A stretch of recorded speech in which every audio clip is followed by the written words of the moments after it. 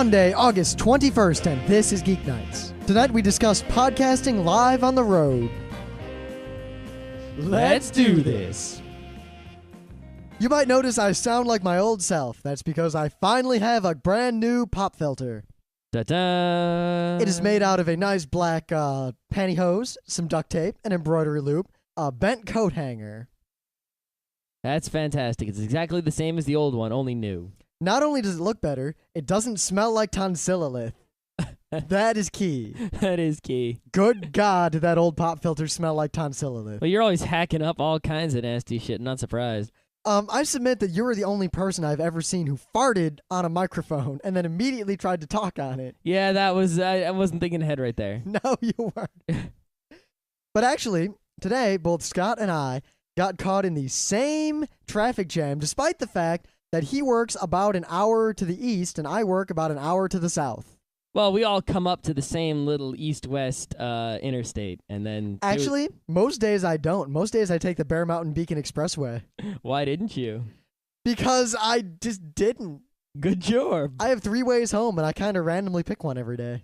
Maybe you should listen to the traffic report before you randomly pick. Yeah, you know what? I looked on the MSN, Microsoft, whatnot traffic report. You know what? There is no internet traffic that works. The only traffic that works is the local radio for where you are, which sucks because you don't know the traffic of where you're going if you're going a long distance. Yep.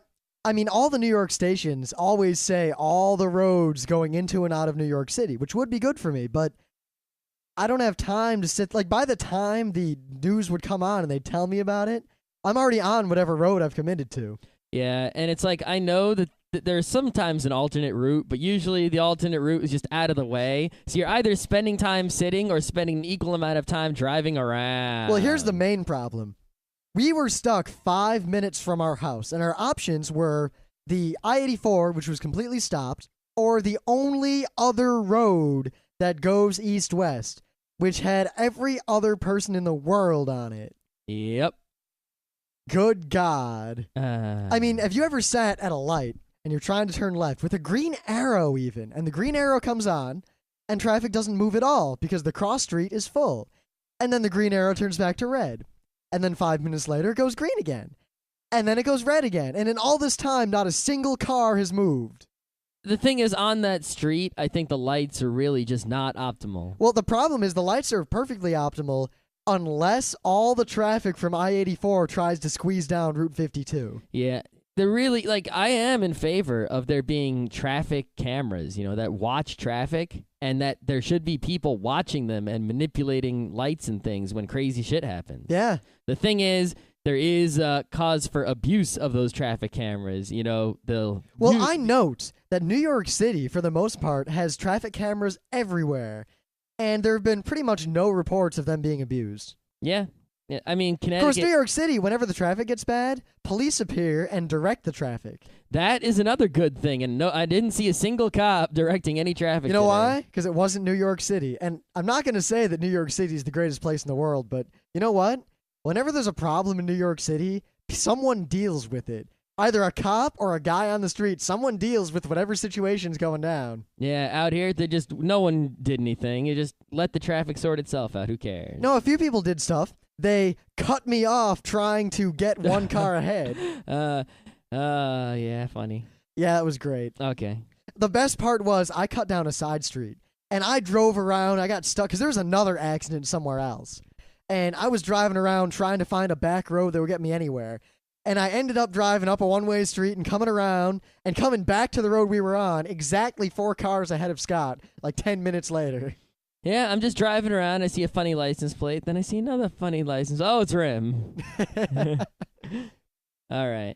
Yeah, which started us arguing even more about car insurance. So if anyone has anything to say about car insurance, traffic, or indigent drivers, I suggest you hit the forums. Indignant.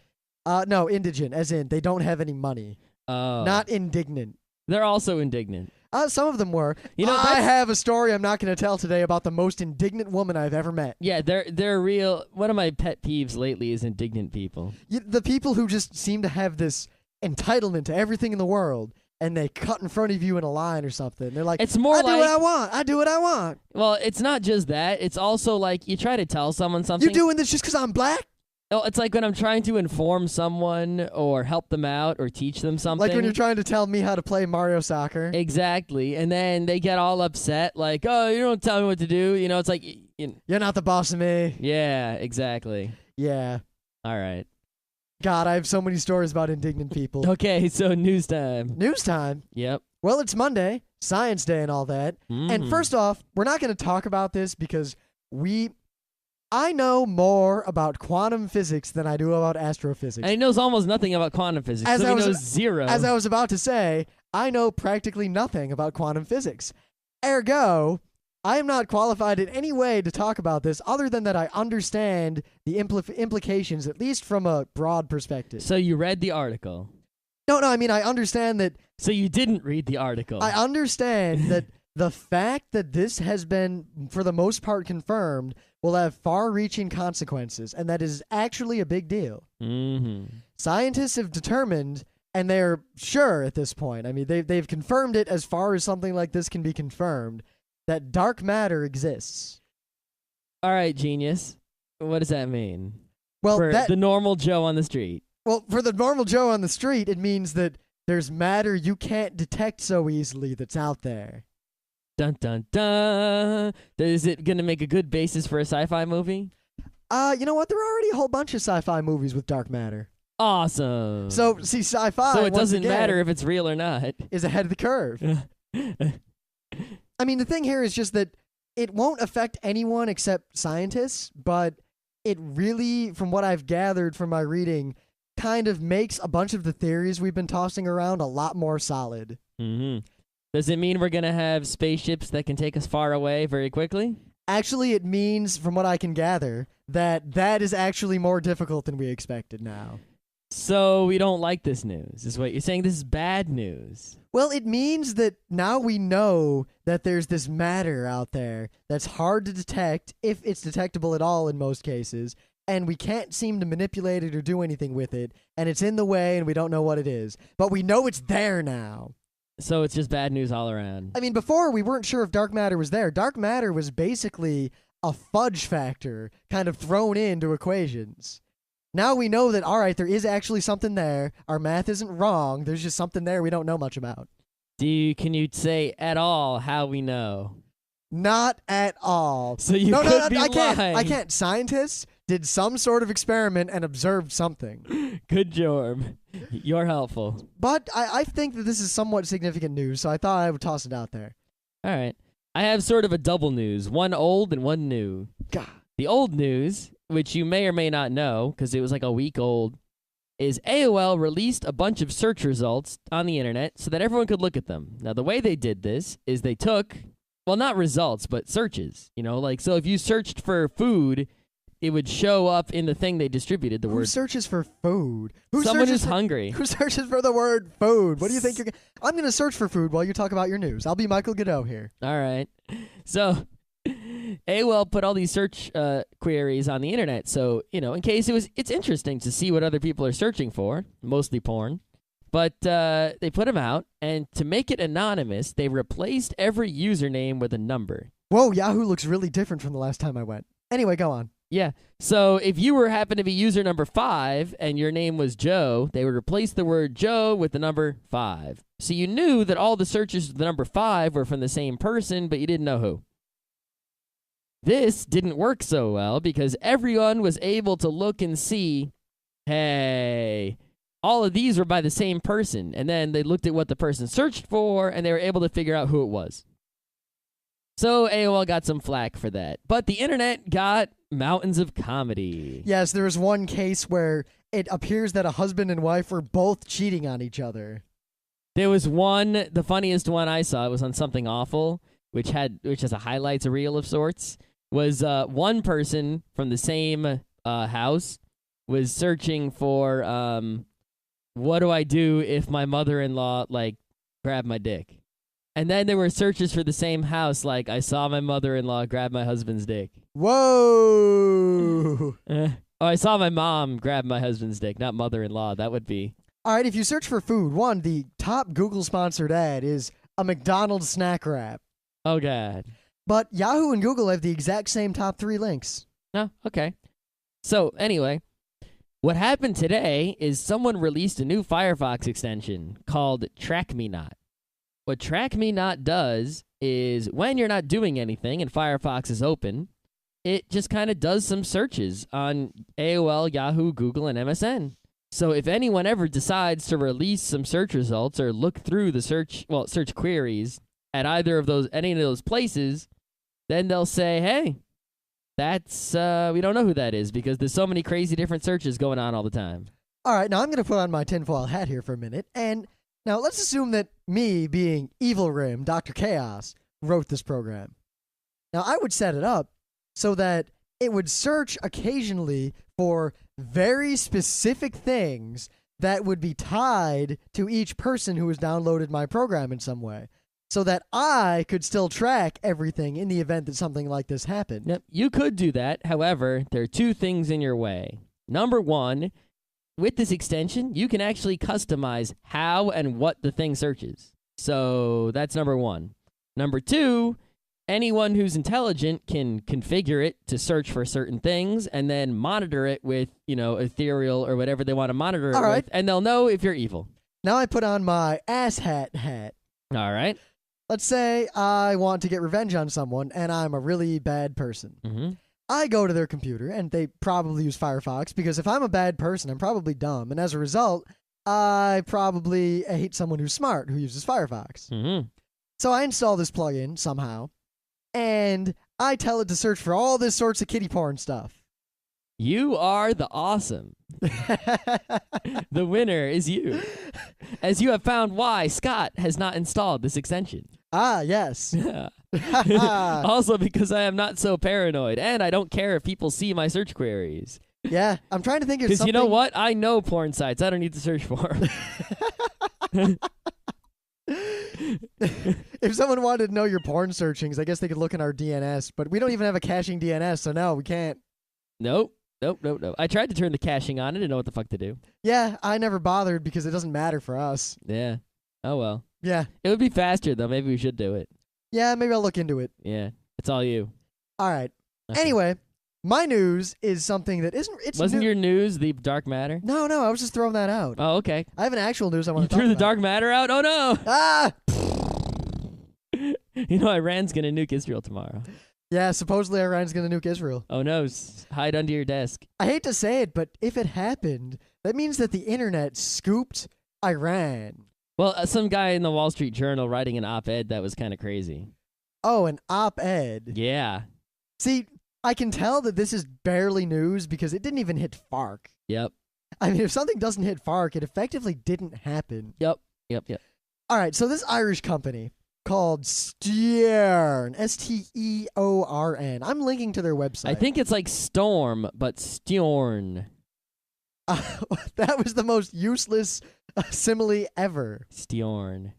It's like Otakon, but it's pronounced Penis. boo. Whatever. Anyway. Talk about the crazy company. Yeah, I said Otakon because I have the Otakon book in front of me, and then I looked around for another word to say. And yeah, anyone out there, I've heard a lot of people say like Otakon and Otakon. You all need to STFU because it's Otakon. Otakon. Yep. Not anyway, Otakon. This company, I'm linking to their website, but bear in mind that I'm only doing so in the most ironic sense. I am linking to it solely so that you can make fun of this company. Mm-hmm. This is a real company. At least it might be. It has recently come to my attention that a number of people believe that this company is actually a viral marketing campaign for Halo 3. Oh, could be. And that is the most credible theory I've heard so far, because otherwise it means that this group of people who have put together this snazzy-looking website and these nice animations and all this stuff. It is a pretty snazzy website. Usually the scam idiot websites are much less. They tend to have many fonts and blinking red letters. They look like MySpace pages. The long story short is this company claims to have a perpetual motion machine and that they want to sell it to people. Can't happen. Perpetual motion defies every law of nature. Yeah, something like that. Now, they even claim that our invention flies in the face of conventional understandings of physics. Yep, it does. It sure does, which means it's not real. It's made up. You know what? I invented a dragon. I grew it in my bathtub. Really? Can I ride it? No. Oh. You can just invest in my company, and then maybe one day I'll let you ride it. So I'll get to ride the dragon. No, it's dead already. But what? I can make another one if you invest enough money in my company. We'll have to talk after the show. All right. I like how we're making jokes today that are almost exactly like the jokes in the South Park we just watched. Are they really? The thing with Butters. Oh, yeah. We just did that joke, only with dragons. And we did just do that joke. Good God. Anyway, I don't have more to say about that other than that itself is not news. Companies appear all the time with bullshit pseudosigns trying to sell it. The scary part is that there were people on the internet who were posting about this company as though this is some amazing breakthrough and they're really excited about it. Yep. And I don't think they were kidding. So if it's true that it's a Halo 3 thing, then some of those people were there supporting it for sure. But there were definitely people, I saw the dig comments. There were people who believed it or didn't outright toss it out. God, I got a gripe with dig and these stupid people who tend to use it. Yeah, so if you think there can be a perpetual motion machine, if you think that is possible, if you believe anyone who tells you that they have a perpetual motion machine might not be lying, you are a doofus. Yo.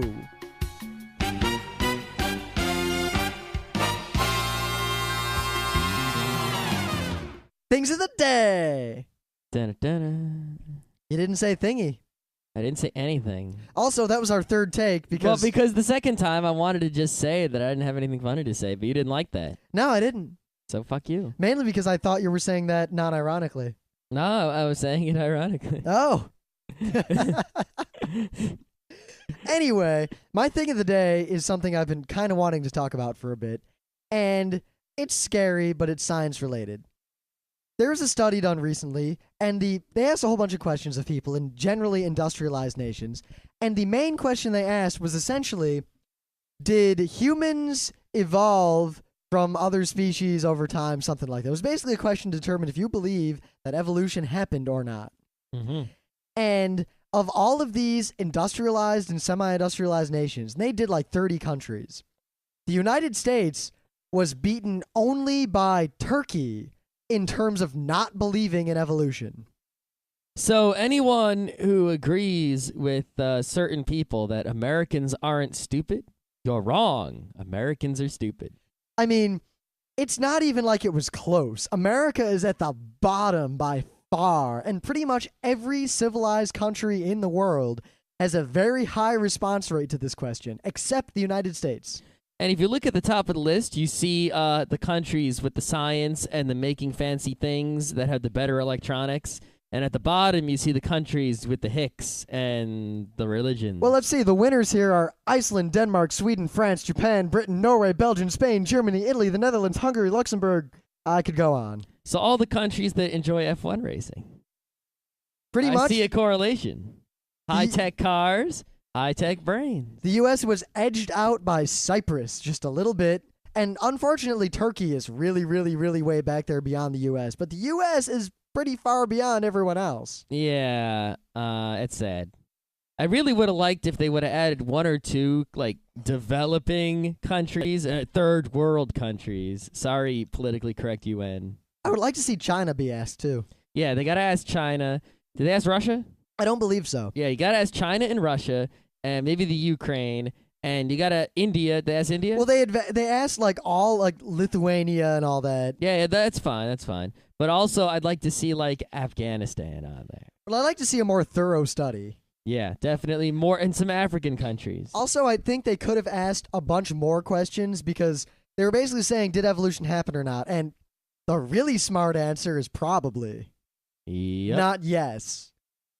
But I guess anyone who would say no is pretty much definitely not on the right page. Yeah. Also, they should have checked to see what people thought the theory of evolution was. Because a lot of people just don't understand the theory of evolution, and they only disbelieve it. You calling me a monkey? Yeah, exactly. They don't believe in it because they don't know what it is. I mean, if I thought that... Granted, there was another study. Mm-hmm. I'm not going to link to this one. But one of the questions that they asked were, Do you believe that humans share at least 50% of their DNA with chimpanzees? Most Americans said no, even though the correct answer is like 90%. Like 99%. Yeah, like we're almost identical to chimpanzees. Yep. Yeah. Yeah. Now, once again, industrialized nations other than the U.S., this really isn't a problem. Mm-hmm. And all I want to say is that this really kind of frightens me. Anyone who says Americans aren't stupid, you're wrong. Well, no. Theoretically, they're not. This does not prove that they're stupid. It proves that they're ignorant. Ignorant and stupid is the same thing. No, they're not. Ignorant means you lack knowledge. Stupid means you lack the ability to deal with knowledge. There's a big difference. Whatever you want to define it as. I say stupid is stupid is stupid. If you're not smart, you're stupid. There you go. That was brilliant. Yep. That was prose, Scott. I'm very proud of you. You know what it was? It's stupid. All right, what do you got? So, I do this thing called QNU where I help people with problems with their computer. They just IM me kind of randomly, and I help them because I'm not doing anything at work. How altruistic of you. Yeah. And one question that I've had to deal with 2 or 3 times in my life, not just on QNU, is how do I defrag my hard drive in Linux? And the answer is you don't have to. And people go, WTF? I need to defrag my hard drive. And I'm like, no, you don't. And sometimes they just don't understand. And the answer is Linux file systems don't need to be defragmented. Pretty much. Ever. Because they are not stupidly designed. You see, in Windows, all right, let me try to talk about this in non-technical terms. Yeah, because if you talk too long, it'll turn into a news. Yeah, I want to do it I'm doing this on Tech Day because we don't give high-tech enough stuff for, and some people like it. So here you go. You have a hard drive. All that's on the hard drive is zeros and ones, and they stay there as long as you keep them there. It's a big magnetic disk that spins fast. If you want to put files on a hard drive, you need to have some system of arranging the zeros and ones. Oh, some kind of filing system. Maybe a file system, a system for having files. Yes, that is exactly what you need, a file system. A way to arrange the zeros and ones on the hard drive so that the computer knows where the files are and where to find the files and which zeros and ones equal which file. Well, I think one place where a lot of the confusion around file systems comes from is that Windows doesn't differentiate between formatting the drive and making the file system. Yep. So most people, when they hear format, they think it means something very different from what format means to the rest of the world. Exactly. But a file system is a way of arranging zeros and ones on a hard drive, usually a hard drive, but any other storage, like a flash card or anything, so that the computer knows where the files are. Now, Windows traditionally uses FAT, which is not the greatest one, and Windows 2000 and XP and the newer Windows use NTFS, which is super fat, basically. Super duper fat. It's actually quite a bit different. It is quite a bit different, but it still needs defragmentation. It has the same problems for different reasons. Exactly. That's the best way to put it. Yes. Linux can use pretty much any file system in the universe. Except NTFS. Well, no, now it can use NTFS. They found a way. Really? Writing? Yep. Is it safe? Yep. Huh. It uses a Windows driver. Oh, great. Yeah, but it's hard to get it to work, but it works. Yeah, it's not worth it. I saw it's not. I wouldn't personally go through the effort, but if you need to do it, it's there. But the last time I tried to write to NTFS in Linux, it involved you can only write the same number of bytes over and all that. Now you can do it full on. But all right. In Linux, the standard file system is ext2. There's also ext3, which is what everyone uses these days. There's also RiserFS, Riser4, XFS, JFS. There's lots of different file systems to choose from, and they all have advantages and disadvantages. But none of the ones that are awesome for Linux, I mean, you could use FAT in Linux, and then you need to defrag it, but all the Linux ones do not need to be defragmented. Now, if you're not sure what defragmenting means, and you want to know why Linux file systems don't need to be defragmented, my thing of the day explains it in a way where any idiot can understand. Well, not any idiot. I was about to say, any idiot? I got some idiots. No. Any literate and moderately intelligent human being can understand. So an IQ above 90. Yeah. you'll be able to understand files, the general gist of... You put the files on the disc. Get in. Get in. Get in. Get in. Yep. So I think that if you want to understand a little bit more about how your computer works, what defragmenting means, and why Windows sucks, you should read this page. Now, for those of you who listen regularly, last Monday, in fact, we played the panel that we recorded, somewhat drugged, somewhat tired, myself mostly hungover, at Otakon. It was our second live recorded panel at a convention. And today we decided, since we did have a lot of difficulty pulling this all off, that we would talk a bit about the trials and tribulations of trying to do podcasts live on the road. Yeah, you know what? I think this is actually going to be good because I don't think anyone else has done a podcast about doing this. Yeah. Now, I mean, it's something we've done, and it's actually really easy to do. The problem is, it's easy to do as long as nothing goes wrong. Something will always go wrong. If you ever do anything live in your entire life, something will go wrong. The fact is, if you don't prepare for everything to go wrong, you're completely dick before you even started. Exactly. And as we said in our panel many, many times, money makes everything better. Yes, hire sound engineers and a full crew, and they'll set you up a rig everywhere you go. And you want to deal with anything. This is why concerts don't screw up, because they have money. All right, I guess we could talk about Otakon first, because that was a much easier one. And then Otakon was when we jumped to using other people's equipment. Yep.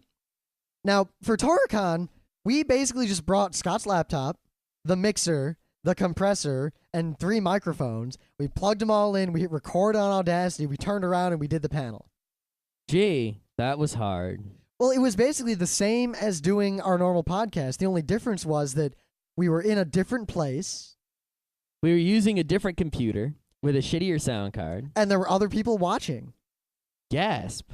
Now, the reason this wasn't difficult is that, 1, it was a small room, and 2, more importantly, we weren't doing anything else with the audio. We didn't have monitors, we weren't wearing headphones, we didn't have amplified speakers projecting our voices out to the crowd.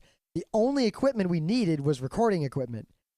So if you ever do a small panel and you're a podcaster, just bring your entire podcasting rig, set it up in the room, and go. That's all you need to do.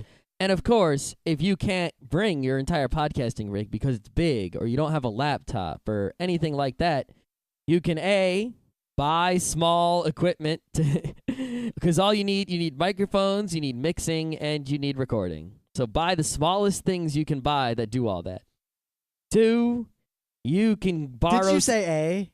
Oh. And now you're saying 2. Perfect. Great. B, you can borrow someone else's shit. So, like, if you're going to a college, you can call someone there and say, we need you to bring a laptop to our panel. And hopefully they won't, drop out on you, as people are wont to do. Now, of course, that isn't the difficult part, other than, the actual logistics of running the panel and public speaking and everything that we really don't want to get into today, because today is Tech Day. Mm-hmm. But rest assured, we're going to do a show sometime soon on the public speaking and presentation aspects of all this. Yep. Maybe Now, we'll do an episode called, how to run a panel that doesn't suck. Yeah, something like that. Yeah, it sounds good. Now, remember in the forums, write that down. We'll forget. Yes. But anyway, the panel that we did at Otakon was very different. 1, it was a very large room. 2, very large. Yes, I mean large. Larger than we wanted at all. Exactly. 2, there was already equipment in the room. Otakon had already set up this whole AV setup where there were microphones everywhere. They were all put into this crazy equipment. Everything was amplified, so we talk into the microphones, and the speakers then projected out into the room. And as a result, we had to somehow integrate our equipment with their equipment. Now, if you don't have a mixer, or you're a solo podcaster, or you don't have any audio skill whatsoever, there's really almost no way you're going to be able to deal with this unless the AV people are very nice to you and they have a bunch of cables and they'll help you out. Yeah. Not likely. I mean, our guy did the minimal effort for us, and that's because we knew what to ask for, and we were asking for very little. Yep, I mean, we basically asked, can we record the panel? And the guy seemed to think that we wanted him to do it all. And then we were like, no, we have a mixer. We just need one mono feed from your stuff. Mm-hmm. And he said, oh, okay. And he plugged into our mixer. Yep, he gave us, all he needed is a wire that came from his stuff to our stuff. One wire. Of course, the equipment didn't work. So behind us talking was a kind of noise. Yeah, but that was somewhat removed. Well, luckily, that didn't affect the actual panel. I mean, remember, there are two concerns you have when you're doing this sort of panel. Firstly, you have to worry about the panel itself. This should be your primary concern. If you're going to screw anything up, you're much better off screwing up the recording part than the presentation part. Absolutely. If it's time for your panel to start. If it's time for your panel to end.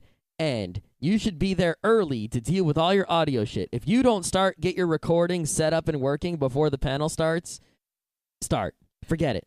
Just give up on it. Because the recording isn't worth it. Not doing the recording doesn't lose you anything. It's just a small opportunity cost. Mm-hmm.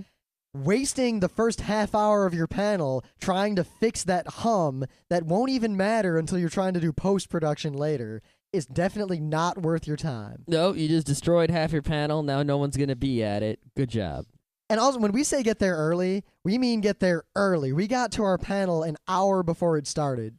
Yeah, we didn't have to get there that early. We probably could have gotten there a half hour before it started. Yeah, but we were more is safer. I mean, there is a point at which getting there earlier is stupid. Like 2 hours early, you'd be dumb. Well, it depends on what you're doing. I mean, if you're setting up all of the audio for the room, then yeah, get there 2 hours early. Oh, you probably need like 3 or 4 hours, depending on the room and the equipment.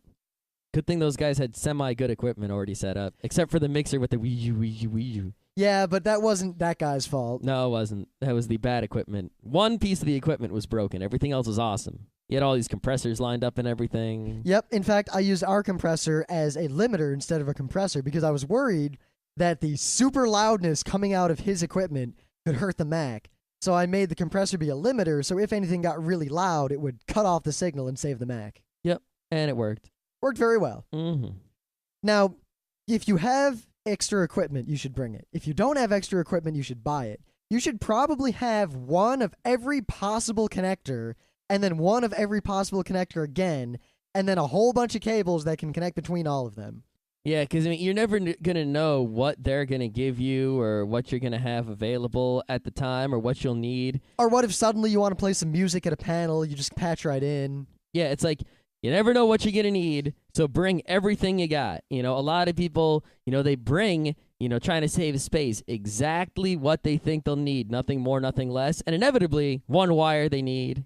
It's better to have 5 or to 10 wires sitting in your box unused than to not have the one wire you desperately need. Yes, I mean, we brought everything we had. We brought the Mac. We brought Scott's laptop just in case. We brought all of the podcasting equipment, every spare cable we have, including a bunch of AV cables that we probably would not even need. Yep, we brought it all. It was way too much, and we didn't even use a quarter of it, but having it saved us from all sorts of trouble. And if you really, really, really can't deal with bringing a lot of physical goods with you wherever you're going, your only option is really to buy smaller stuff. Or to plan ahead. The problem is that the planning ahead, one, probably won't work because you can't plan for unexpected eventualities. Yep. And two, it probably won't work because you're going to forget something anyway. Yeah, and a lot of what it comes down to is just you have to know your shit. That way, when you get there, no matter what the weird situation is, you have to know enough that you can comprehend the situation and come up with the solution rather quickly. I mean, if you just don't know, then you're going to waste a lot of time figuring it out, and that's not good. That's really not good. Because you need that time to implement the solution, not to figure it out. Yes. Now, in terms of podcasting on the road, we bought a Mac Mini pretty much expressly for this purpose. Well, we originally bought it to replace your computer, but it failed miserably at that. Yeah, something like that. But now it serves as our media box and as our podcast box. Yep. Now, the key is you've got to have some sort of portable rig. You really don't want to be bringing your own computer on the road. Unless you're like one of those wicked cool shuttle case LAN PC people. Yeah, or if you have a really good laptop. Really good laptops. Though, laptops without external sound cards tend to sound pretty bad and tend to be really noisy. Well, I think the Mac laptops, at least they supposedly have good sound cards, but like my IBM ThinkPad has like the worst sound card imaginable. Yeah, good God. Yeah. Now, in terms of having the computer, I mean, the Mac Mini's great. If you can get a laptop, it's good.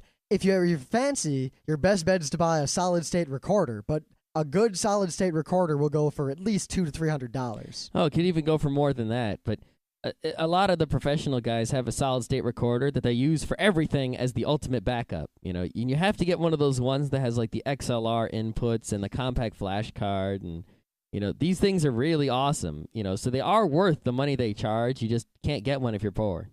And the other big concern in regards to bringing equipment is the display. Now, we were going to buy a cheap LCD monitor, and we didn't get around to it for various reasons. So we ended up bringing one of Scott's really nice LCD monitors. If you don't have a laptop, don't just assume that wherever you're going is going to have something you can plug your computer into, because they probably won't. Yeah, I mean, the room we were in did have a projector, and there was a VGA cable that we could plug into to use that projector as a monitor. The thing is the Mac Mini only had DVI out, and we didn't bring the DVI to VGA adapter. But that's okay, because we brought a DVI monitor. Well, there was also the RCA we could have used. There was the RCA we could have used, yes. But the thing is, even if you think, oh, I know they're going to have a projector, I'll just use that. I don't think I have ever been to a presentation where the projector didn't somehow screw up while they were trying to set it up with a computer. See, a lot of the thing is I mark all of the 90% of those. I mark down to people not knowing how to use audiovisual equipment. Oh, yeah, definitely. You need to know how to use audiovisual equipment. You need to know how to wire it. You need to know how to, change settings on it. You need to know how to change inputs. You need to know how to do all those things, and you need to be able to figure out how to do it on completely foreign equipment that you've never used before. Thus, in the very least, once again, get to your panel early, plug your equipment in, look at it, make sure it's working. Now, right along those lines, if you think you're going to use the projector, bear in mind that now, while you're talking, you're going to have this Audacity window open in the background, distracting everyone. Yeah, you probably want to, turn the projector. If you're using the projector, you probably want to turn it on, hit record, then turn the projector off. And then when you're done, turn the projector back on and click stop. Of course, then now you can't monitor if anything goes wrong. Yeah, it's sort of. I mean, imagine doing a 4-hour roundtable panel discussion, ending it, round of applause, you turn the projector on to save it, and there was a fatal exception or a beach ball. Huh. Good job. Great. Good game, grenade. Yeah, having a monitor or using a laptop is definitely a good idea. I mean, I was really worried about bringing the monitor. And it was sort of a pain in the ass to bring the monitor, but in the end, it was worth it because plus, it pain worked. in the ass, my ass. I had everything else. Yeah, it's fun. Now, the other thing that really saved us, and I'm glad we did it, and we're going to do this at every panel we ever do, ever, is having an assistant. If there are two people in your podcast, and you're trying to do a presentation, neither of you should be touching anything or doing anything other than talking. You should have a third person who's sitting back there fiddling with the computer the whole time. When you're taking questions, you should have a third person going around with the microphone. Yeah, I mean, imagine if I was doing this podcast right now and I had to spend all my, half my time, my attention is focused on this screen to see if things are fucking up. And the other half the time, I'm focused on what I'm saying. That's not going to be too good because I'm not paying attention to what I'm saying, and I'm only giving the audience half of what I should be giving them. Now, granted, I'm doing that right now, and every night on Geeknights, I'm watching all sorts of things while we talk. But there's 1 meter over there. What are you talking? There's 2 more meters. I just can't see them now because I can't put my microphone where I want to until I get a better microphone. Those meters don't change so much. Yeah, but I got to keep an eye on the inputs. Yeah, it was much more important early on before we learned how to use microphones. Yeah. But that sort of thing takes a lot of practice, and even then, it is distracting. And whenever I get on a roll, I stop watching usually. Yeah, but having an assistant is awesome, especially you just tell them what to look for, and then if there's a problem, they can signal you, and it's even better if they can deal with the problem on their own, and you don't need to do anything. Yep, which our assistant could, because it was, in fact, Nuri from the Artist Alley podcast. Ooh. So she knew exactly what she was doing. Awesome. Now, a whole bunch of other random things that you may or may not be aware of. That, for example, say you're doing a panel, you're talking, or you're on a stage, you're talking, you've got a microphone, and there's speakers going out to the audience. You know, the big concert speakers. The big black boxes that make noise. Don't ever walk in front of one of those if you are carrying a microphone. Unless the microphone is switched to off. And even then, don't walk in front of it because it's like a loaded weapon. It might be on. Yep, if you're about to walk in front of them, just stop. Look at your microphone. double check like 100 times to make sure it's off, run across really fast, and then turn the microphone on. Or better, chart out what you're going to do so that you never have to walk in front of those things. That's also a good idea. If you can, just walk around the back, with your microphone. Get a cordless one. That way you don't need to worry about wires getting tangled when you do that. Yep. In fact, at our panel, we were careful about that. And then when we brought up all the other podcasters so they could give little plugs about themselves, we warned them, don't walk in front of the microphone or in front of the speaker. Well, you can hear all this in last Monday's episode, but yeah. Yeah, there's a point at which someone walks in front of those speakers. And it for only like a half a second, we were like, God damn, you ruined the perfectness.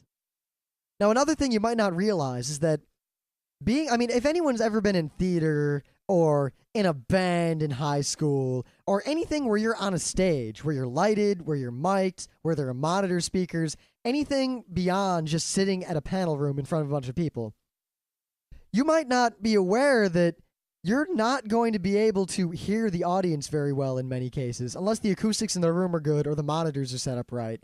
And you're probably going to have to deal with hearing your own voice coming out of the speakers at a possibly substantial delay. Yeah, I mean, the room we were in was really big, and we had a bunch of people there, but not enough to fill the room. So there was this echo of the speakers bouncing off the far wall back to us, and it was rather annoying. And people talking to us, they weren't physically close enough for us to hear them because they weren't as loud as I am.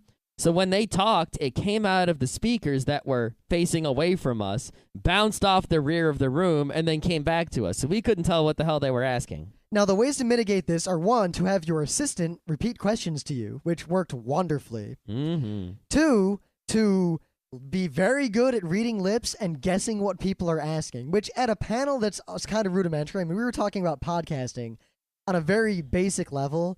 It was usually pretty easy to guess what people are saying if you picked up 1 or 2 of the words they said. Yep. Of course, there's one point I misjudged what someone was asking and answered a different question. That's fine. More information's always better. But it's not just audio. If you're on a stage, like a real stage, you got to realize that those lights are going to be extremely hot and they're going to blind you. Mm-hmm. You won't be able to see anything and your eyes will hurt.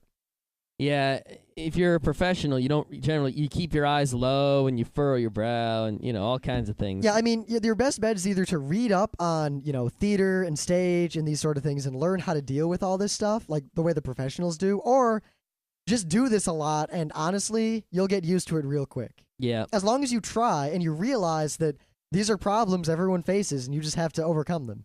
And I guess one other thing, since we're kind of cobbling this episode together somewhat half-assedly. Cobble. If you couldn't tell. Yeah. Is that microphone discipline is very important in a podcast, but it's even more important live in many ways.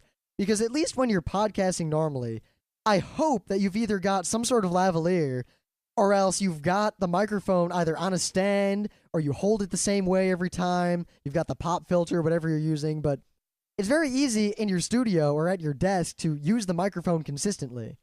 If you're not using the microphone consistently when you're recording normally, you probably shouldn't be on the road trying to record anything just yet because you're not quite there. Yeah. Yeah. But anyway, when you're doing a show live, and I hate to make fun of Scott for this, but I crack up every time I see the pictures from Otakon, you've got to be very aware of the microphone because if you're not used to using a microphone in front of a crowd, it's very easy to move the microphone around a lot, which isn't always a big deal because a lot of times they'll use Omni mics for this purpose. But more importantly, in terms of how you look, you might hold the microphone right in front of your face, like Scott did. So all the pictures of the panel show Scott standing there holding his hand directly in front of his face with the microphone kind of blocking everything. I'm hip-hopping. Yeah, you're hip-hopping. Non-stop rocking. Bit the head off a dove in the tunnel of love. All right. Yeah, so if you're going to do a live thing and you've never done this sort of thing before, just do this alone and don't feel embarrassed, but go into your bathroom, hold the microphone, and kind of pose with it, move it around, and try to find a way to hold it that looks like all those people on TV look. Yeah, and also, you can't take it too far away from your face because then it won't work. Your noise won't go in the noise hole. Now, you can either, basically pick where you're going to hold the microphone.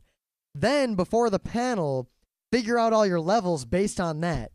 And then hold the microphone that far away come hell. Now, advanced techniques, which really only apply mostly to vocalists and singers, are that you can change the distance of the microphone depending on what you're doing in order to act as your own gain. You know, if you're yelling, you put the microphone further away. If you're trying to do some sort of sensuous voice, you pull it right up close and deep mic it. You move it around based on what you're doing. If none of that made sense, don't try it. Just hold the microphone consistently. It's like bowling. You can do all the fancy stuff in bowling, but for the intermediate and beginner skill level, the best thing you can do is to be consistent. Yeah, throw the ball straight down the middle of the lane every time. Yep, at least throw it the same way every time. Even if it goes into the gutter every time, as long as you're throwing it the exact same way, then you'll be able to make simple changes to what you're doing to hit. For example, if you always throw the bowling ball and it always hits the pin on the far left and nothing else, take one step to the right and throw it the exact same way, and now you're going to get a strike. Maybe. Or at least you'll do better. Yep. If you hold the microphone the exact same way, then the next time you record, you'll know kind of where to put the levels. I mean, in general, Scott seems to be done with this episode since you've resorted to gin mode. So. Granted, I do that fairly often on the show. Yeah, you do. The basic advice we have is very simply practice, prepare, or spend money. Yeah, prepare is always number one, because even if you set your Bill Gates, without that prepare part, you're fucked. Yeah, because you can hire all the assistants in the world, but they can't actually say what you want to say unless you hire them to do the entire podcast for you. Yeah, I mean, like, imagine if Steve Jobs died and you had to do his keynote tomorrow. Even if you had all his mad monies and resources, you wouldn't pull it off without the preparing. It depends on who you are and what you're good at. It does, but I mean, I guess you have to know what the hell you're going to be introducing. True, but a little bit of optimism for all of you out there, because I know a lot of people are new at podcasting. If you just do this constantly, it's amazing how good you'll get at it and how quickly you'll get better at it. Provided you try at least a little and you listen to what you're doing and try to make changes. I mean, if you record your first panel and the audio sounds like this. Ow, don't do that. Maybe you'll learn that, I got to turn my gain down, or, I got to hold the mic further away. And actually, I'll say now that what you just heard probably didn't sound nearly as bad to you as it did to Scott and I, because we listened to the raw audio, but what you hear goes through the compressor and the limiter. Yeah, that really hurt. Yeah. Well, that's because you have those weird those weird headphones that you can't adjust so easily. I can adjust them just fine. They were worth the $20 I paid. Yeah. But just keep trying, practice, learn, prepare, get to things early, buy equipment. Don't suck. Yeah. Now, we just really talked about the technology. We kind of padded this episode out because there wasn't so much to say about it. I guarantee I wanted to talk about BitTorrent, but no. Yeah? Well, the problem was we already said we were going to do this show. All right. Well, next week we'll talk about BitTorrent. Yep, and then in the future, some Thursday, we're definitely going to talk about presentation skills in general. You know, how to speak, what to say, how to do it. Yeah. We'll probably do another completely separate episode on small, weak, solid-state recorders and how to do interviews on the road, which I realize now was probably a better show to do because I have a lot more to say about that. Yeah, I just don't know. I think we don't know a lot about the different, specific devices and their features. We have to research that a bit. Yeah, well, I know a lot about the techniques. Yep. I think we're good for today. Tune in tomorrow when we'll be talking about something very fun. Uh-oh. Do you want to ruin it? You want to tell him? No, we'll let it be. All right. All I have to say is that there might be some kobolds. Uh-oh. And there might be some babies. Uh-oh. And we might be having some dinner. Uh-oh.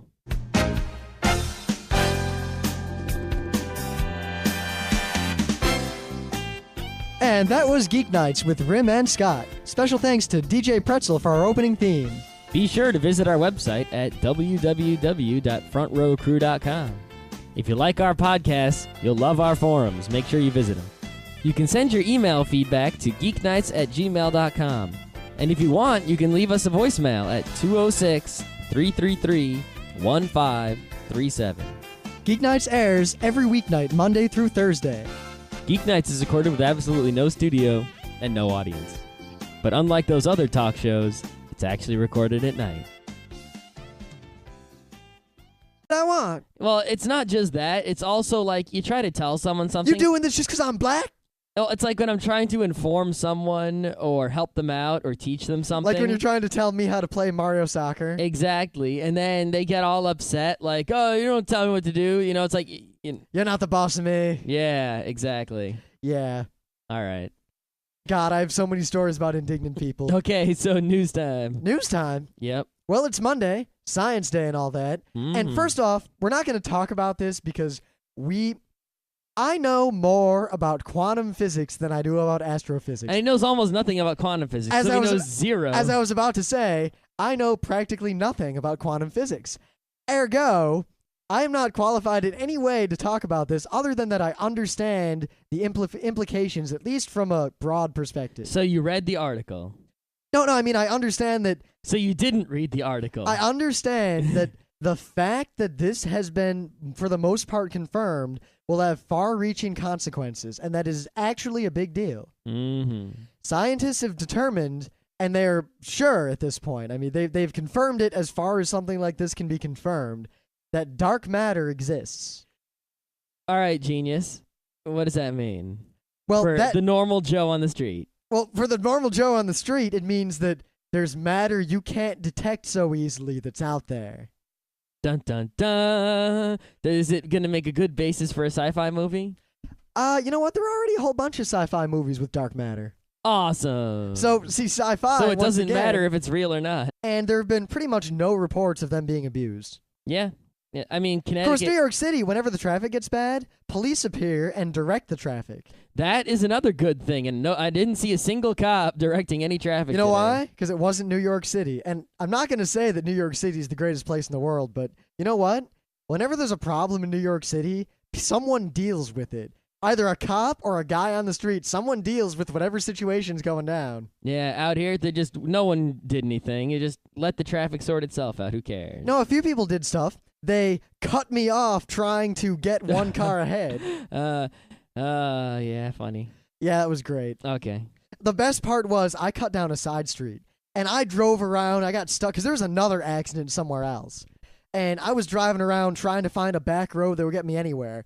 And I ended up driving up a one-way street and coming around and coming back to the road we were on exactly 4 cars ahead of Scott, like 10 minutes later. Yeah, I'm just driving around. I see a funny license plate. Then I see another funny license. Oh, it's Rim. All right.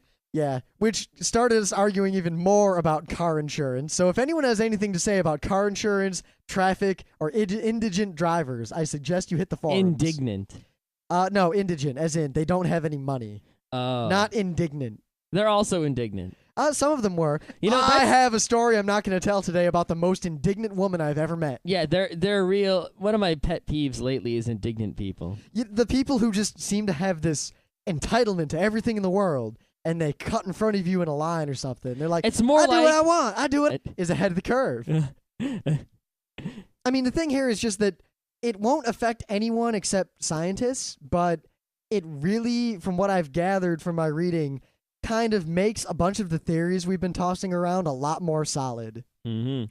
Does it mean we're going to have spaceships that can take us far away very quickly? Actually, it means, from what I can gather, that is actually more difficult than we expected now.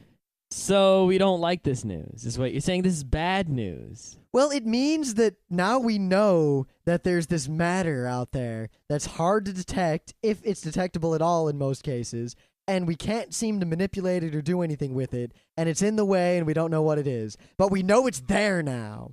So it's just bad news all around. I mean, before we weren't sure if dark matter was there. Dark matter was basically a fudge factor kind of thrown into equations. Now we know that, all right, there is actually something there. Our math isn't wrong. There's just something there we don't know much about. Can you say at all how we know? Not at all. So you could be lying. I can't. Scientists did some sort of experiment and observed something. Good job. You're helpful. But I think that this is somewhat significant news, so I thought I would toss it out there. All right. I have sort of a double news, one old and one new. God. The old news, which you may or may not know, because it was like a week old, is AOL released a bunch of search results on the internet so that everyone could look at them. Now, the way they did this is they took, well, not results, but searches. You know, like, so if you searched for food, it would show up in the thing they distributed. The Who word searches for food?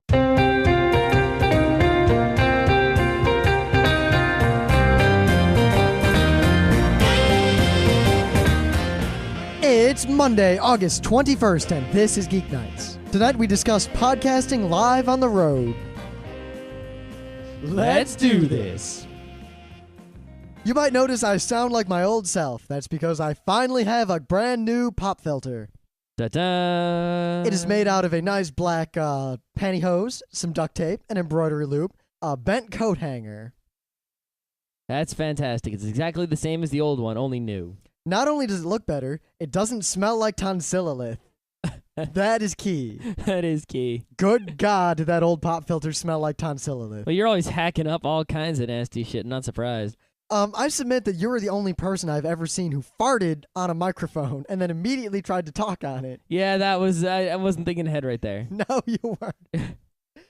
But actually, today, both Scott and I got caught in the same traffic jam, despite the fact that he works about an hour to the east and I work about an hour to the south.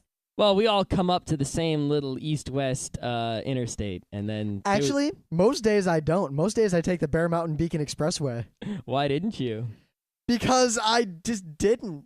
Good job. I have 3 ways home, and I kind of randomly pick one every day. Maybe you should listen to the traffic report before you randomly pick. Yeah, you know what? I looked on the MSN, Microsoft, whatnot traffic report. You know what? There is no internet traffic that works. The only traffic that works is the local radio for where you are, which sucks because you don't know the traffic of where you're going if you're going a long distance. Yep. I mean, all the New York stations always say all the roads going into and out of New York City, which would be good for me, but I don't have time to sit. Like, by the time the news would come on and they'd tell me about it, I'm already on whatever road I've committed to. Yeah, and it's like, I know that there's sometimes an alternate route, but usually the alternate route is just out of the way. So you're either spending time sitting or spending an equal amount of time driving around. Well, here's the main problem.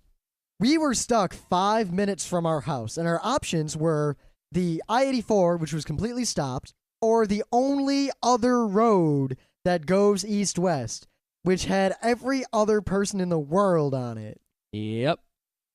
Good God. I mean, have you ever sat at a light and you're trying to turn left with a green arrow even, and the green arrow comes on and traffic doesn't move at all because the cross street is full, and then the green arrow turns back to red, and then 5 minutes later it goes green again, and then it goes red again, and in all this time not a single car has moved. The thing is, on that street, I think the lights are really just not optimal. Well, the problem is the lights are perfectly optimal unless all the traffic from I-84 tries to squeeze down Route 52. Yeah. They're really, like, I am in favor of there being traffic cameras, that watch traffic, and that there should be people watching them and manipulating lights and things when crazy shit happens. Yeah. The thing is, there is cause for abuse of those traffic cameras, I note that New York City, for the most part, has traffic cameras everywhere.